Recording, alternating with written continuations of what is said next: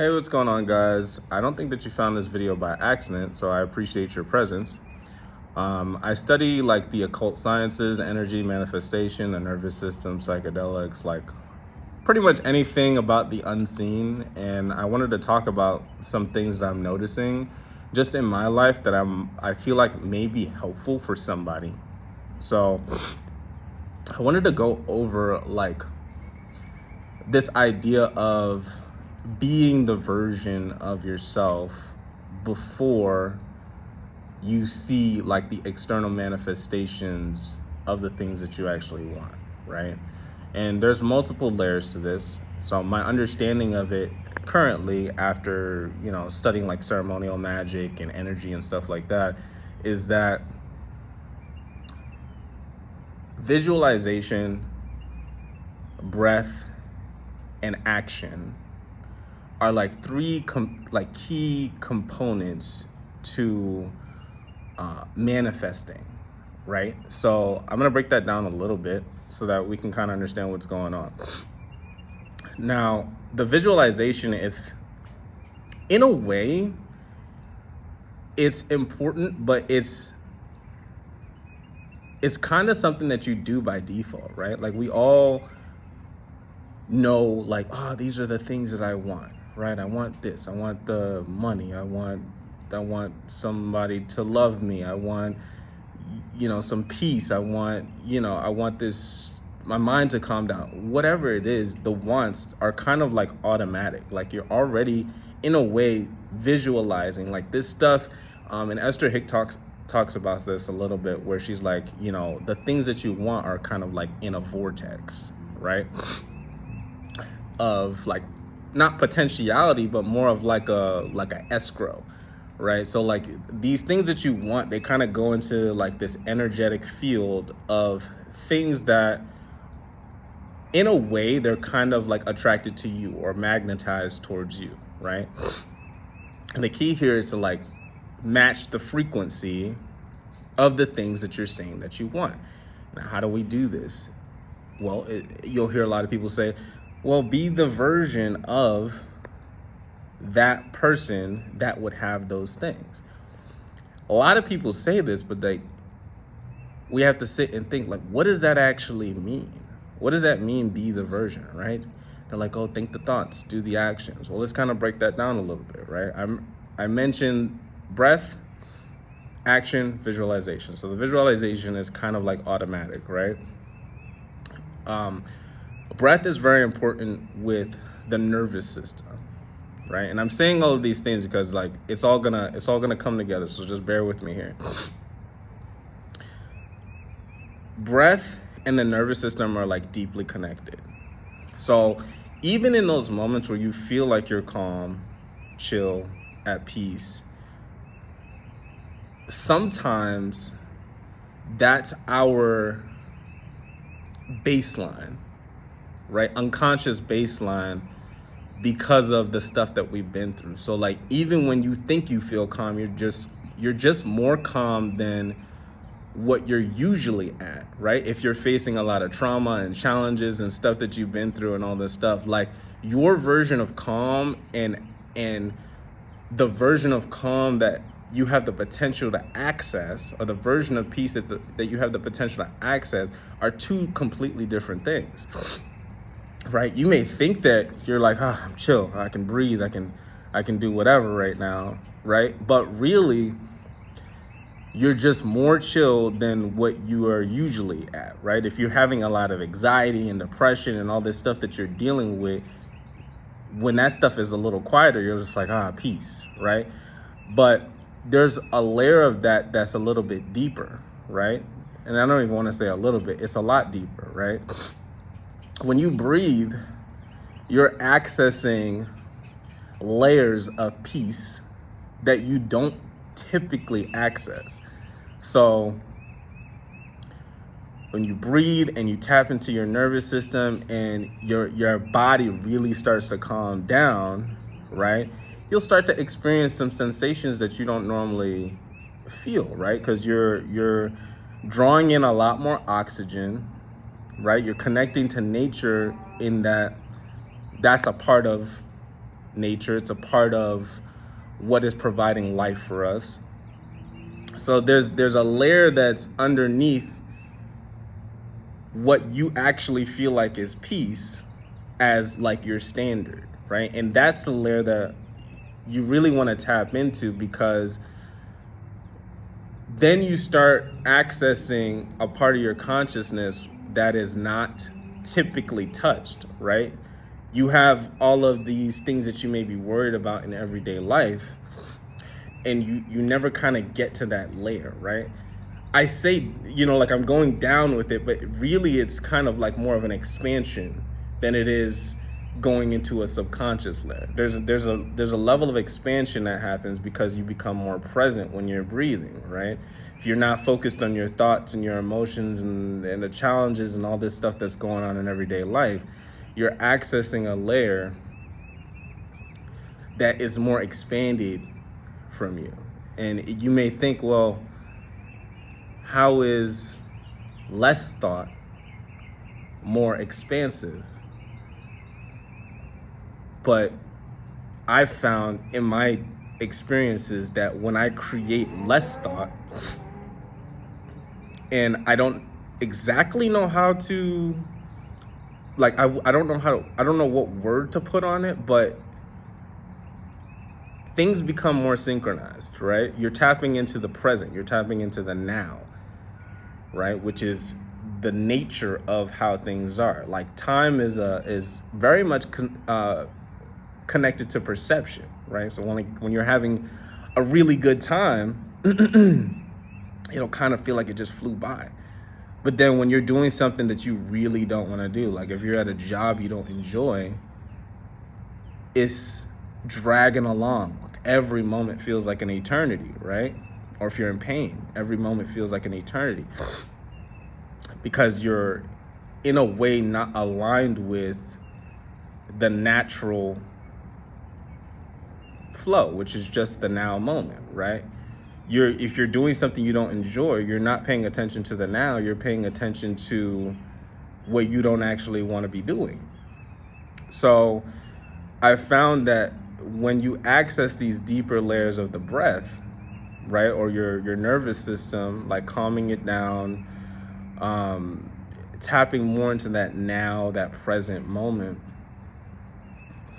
things become more synchronized. Time works very differently when you become intentionally present, right? And I found that the breath is the easiest way to tap into this. So even if you're feeling like you're calm and you're chill and you're like, nah, man, like I'm good. I mean, you don't have to, but I would say try it and see what I mean. Like really do some intense, breath work to tap into that present, because you when you're focused all your attention on your breath, there is like it's hard to focus on other things. Things may come and pass by for a moment, but you're like, oh, I need to breathe. So you're back focused on breath. You're back focused on life force. You're back focused on like the present moment. It's been very powerful for me, and I hope that that's helpful for somebody else. So the visualization, right? We talked about that for a little bit. That is kind of naturally happening, right? We want what we want, and you're entitled to whatever it is that you want. It's just about becoming a match to it, right? The breath work kind of helps you become a bit more of a match. Now, here's the last part that a lot of people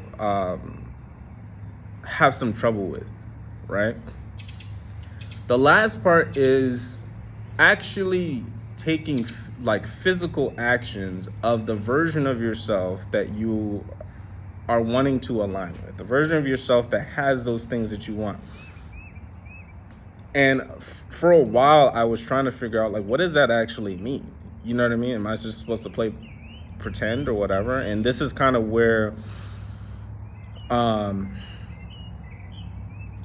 there's a bit of a like connection to ceremonial magic, right? Like there's a parallel for me because of what I practice. In ceremonial magic, there are certain movements, particular movements that you do that symbolize a thing, right? So we're gonna talk in symbols for a moment, because actions, even tiny movements, in reality are symbolic, right? If you look at it from this lens, then it becomes a lot. I don't want to say like you're doing more, but you're matching the frequency of the symbolic nature of reality. So you'll notice the changes, right? Because we're already doing stuff, just like we're already manifesting stuff. So when you make these movements, right? And yes, I'm talking ceremonial, but in an everyday in everyday life, there are certain things that you do, right? You can look at it like ritual, but without even, like without even being aware that it's a ritual, right? I look at all of this as an experience. You are a part of the experience. So when you tap into the symbols, and I'll go a little bit deeper in a second in case this is not making sense, because I'm talking, but it's like I want to make sure that I'm properly saying everything that I'm supposed to say. But if you look at mudras, for example, like specific mudras represent things. If you look at the symbolic nature of it, right? Those just minor adjustments in your hand are supposed to represent something symbolically, right? That's a whole system of like energy work. Same for yoga. Certain poses represent certain things. In your everyday activities, there are certain things that you're doing that have already established a frequency. So when you break the routine of the things that you've already been doing, you are intentionally breaking a spell, right? If you look at life and yourself experientially, right? Not as, oh, I'm here in this matrix, and more of like the higher self is just experiencing this, right? Just watching. You can think of your consciousness as watching through your eyes, experiencing this thing. So your everyday activities are in a way affecting your experience. So when you break the routines, so you look at your routine, right? Let's say you are wanting to tap into a different version of yourself, right? That's what we're talking about here. You break the routine by not doing what you would typically do. Instead of driving to your job or school or wherever you're going the same way, try going a different way, right? And it may not sound like much, but it's like you're breaking out of the frequency of it. You're allowing the universe to influence the external environment in a different way, right? Different possibilities are now able to come through versus you doing the same thing, because it's like it's deeper than just I'm just gonna go this way. I don't know if this is making sense, right? Like I'm just talking, but I'm hoping that this is kind of making sense. But like when you're doing the same thing over and over and over again, that's a frequency. It's like it's cemented like a code in your experience. So like when you break out of that and you do something different, the universe, your higher self, whatever, is looking at like, oh wait, are they still on the same frequency here? No, they're doing something different, right? They're doing this different, and they're doing the breath work, and they know exactly what they want. Okay, it's easier for me to bring this in because they're not in the same cemented kind of frequency. They're doing things differently, right? If you would not normally treat yourself to a vacation or a thing or whatever, just do it, right? If you have, of course, if you have the means, right, then just do it. Just be like, you know what, F it, right? Out of the norm. Now you're creating a different experience. Your physical is different now, so it's easier to bring people in. It's easier to for different experiences to get to you, because you're breaking out of the routine. You're breaking out of that normal, like, I'm in this frequency. You know what I mean? I take this way to work. I have this experience at work. These people irritate me. always happen. You know what I mean? Like it's breaking out of that kind of cemented experience. So that's one thing that I have personally been doing a lot more of, and I'm noticing some changes, right? It may not seem like it's much, right? You're just like, oh, I'm just doing something different that's supposed to change things. But oftentimes that's the missing piece, right? Because if you've got your visualization or the thing, like you're clear about what you want, and you just so happen to be particularly calm, but you're still doing the same mundane routine, then you're in a established frequency. You want to create a bit more chaos, because, and I just say chaos as like something that's not ordered, right? Because now it makes it easier for things to reach you. Again, I hope that this is making sense. But yeah, that's just what I wanted to share with you guys today. Because it's been very helpful for me, is for the physical action of stuff, like stepping out of that routine, right? Now you could go as far as to be like, oh, well, the version of me that I'm aligning with would do this right now or would do that right now.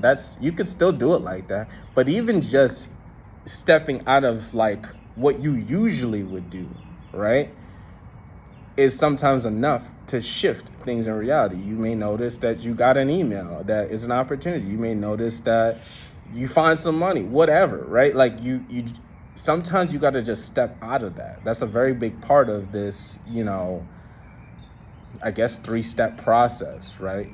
The visualization, the connecting to the now, the present, the breath, and then that physical action, right? That physical action, that changing of the routine is very much working for me. So I hope that is helpful. I hope that I was able to relay the message in a way where people kind of like, I see what you might be saying. And I appreciate you being here, and I will talk to you guys later. Bye-bye.